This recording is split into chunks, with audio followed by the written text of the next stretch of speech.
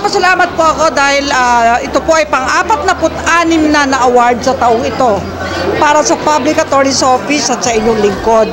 Nung nakaraang taon po ay 52, 2023. Ngayon, di pa tapos ang taon, naka-46 na tayo.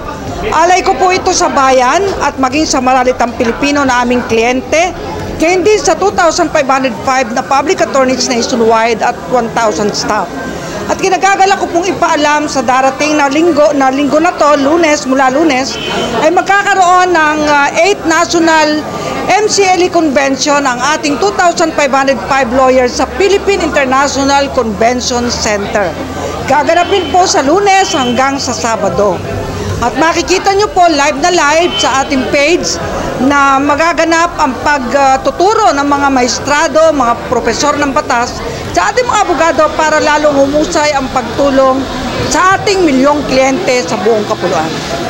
At siyempre marami pong bata pa lang nagnanais na maging abogado. At sinasabi nila gusto nilang maging public attorney. Sadyang kailangan po dumami ang mga abogado para lalong umiral ang batas, katarungan, katotohanan sa ating bansa. Ang aking pangarap, magkaroon ng isang bagong umaga para sa bagong Pilipinas.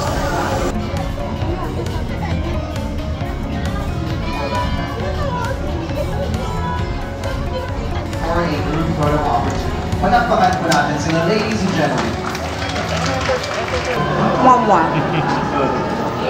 Okay, once again, I feel so honored and thank you for this recognition once again kay Mr. Richard Hiniola.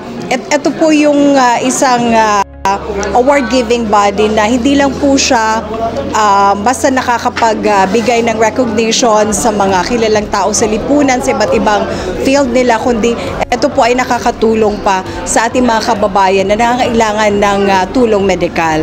So, once again, kinukongratulate ko rin yung my fellow awardees din ngayong gabi. Tuloy-tuloy pa rin pong public service kahit po wala na ako sa DSWD, nasa DAR na po ako ngayon sa Department of Agrarian Reform at maraming salamat sa pagkakataong ito syempre kay BBM, syempre kay Secretary Conrado M. Estrella III sa pagbibigay sa akin ng pagkakataon na makatulong pa rin at maipagpatuloy natin yung public service na ating naumpisahan nung nasa media pa tayo and then naging lawmaker at ngayon po dating sa DSWD, ngayon naman sa Department of Agrarian Reform na nakakatulong naman sa ating mga magsasaka.